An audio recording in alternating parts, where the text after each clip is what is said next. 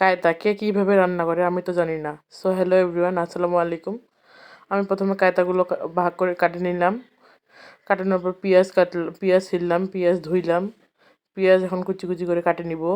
পেঁয়াজ কাটা হইলো, রসুন কুচি করছি, কাঁচামরিচ চিড়ে নিছি। তারপর কায়তা আমি সাধারণত প্রথম রান্না করতেছি। ভুল হলে সবাই বলে দিবেন কোথায় ভুল হয়েছে। তো কায়তাগুলো ভালোভাবে পরিষ্কার করে ধুই নিলাম, আর অনেকবার ধুইছি, এখানে একবার দেখাইলাম। মরিচ পেঁয়াজ সব ধুই নিছি, রসুন কুচি সবে ধুই নিছি।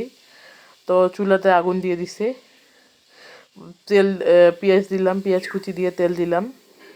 তেলটা একটু হইলে, পেঁয়াজটা একটু লাল লাল হয়ে গেলে এখানে রসুন কুচি আর কাঁচামরিচ দিয়ে দিলাম। এখন জিরে দিয়ে দিব, জিরে দিয়ে দিলাম। তারপর আস্তে আস্তে হলুদ দিলাম, হলুদ একটু কম হয়েছিল, আর একটু দিলাম। পরে তারপর কায়তাগুলো দিলাম। কায়তাগুলো এইভাবে পানি থেকে উঠে উঠে এইভাবে দিলাম, চিপে চিপে দিলাম যাতে পানি না হয়, কারণ কায়তার পানি বের হবে। তো এখন এখন চুলার জালটা একটু দিলাম, দেখেন আমার কায়তাতে কতগুলো পানি বের হবে। তো লবণ দিয়ে দিব এখন। তো পরিমাণ মতো লবণ দিয়ে দিলাম। পরিমাণ মতো লবণ দিয়ে দিয়ে চুলার জাল একদমই তাপ রাখতে হবে, বেশি বা কম যা রাখলে হয়। আসলে মাটির চুলা তো পাতারি রান্না, তাই যেমন জ্বলে তেমনই। সো তারপর দেখেন আমার কায়তাগুলো এইভাবে কতগুলো পানি বের হয়েছে পানি চিপে দেওয়ার পরেও। তো এখন পানিগুলো শুকিয়ে নিব। তবে জাল দিয়ে দিয়ে দিয়ে দিয়ে দেখেন পানিগুলো শুকানোর পরে, তো আমি কায়তাগুলো এক করছিলাম আর এখানে মালতা খাচ্ছিলাম। আম্মু মালতা কাটিয়ে দিল, তো মালতাগুলো খাচ্ছিলাম আর কায়তাগুলো রান্না করতেছিলাম। তো দেখেন কায়তা আমার অলরেডি তেলে পড়ে গেছে, তখন কষাই নিব। তেলে পড়ে গেছে, এখন কষাই নিব। এই যে তারপরে মা ফিরে দিকে ডাল করতেছে, ডাল রান্না করবে। তো ডাল রান্নার রেসিপি তো সবাই জানেনি, সেজন্য আর দিলাম না। তো কায়তাগুলো দেখেন কি সুন্দরভাবে ভালোভাবে ভাজে।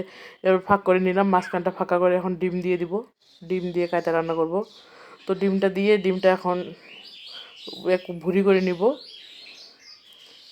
ডিমটা ভুরি করে তারপরে কায়তার সঙ্গে মিক্স করে নিব। তো চুলাটাতে আগুন নিভে গেছিলো, আগুন দিলাম। তারপরে যে দেখেন এভাবে ডিমটা ভুরি করে দিলাম। তো এভাবে ভুরি করে সাধারণত রান্না করলে অনেক মজা হয় খেতে। তো তারপরে দেখেন এখন কায়তাগুলো মিশিয়ে নিব।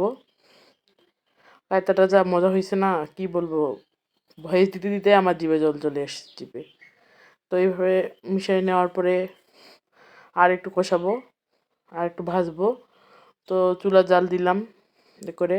তো এই যে দেখেন আমার ফাইনাল লুক, কায়তার ফাইনাল লুক। লোভনীয় লাগতেছে না দেখে? কি সুন্দর, মাশাআল্লাহ। তো আমার মাকে দিলাম চাখতে। তো আমার মা দেখেন এখন খাইতে খাইতে বলবে, মাকে বলতেছে মা কেমন হয়েছে?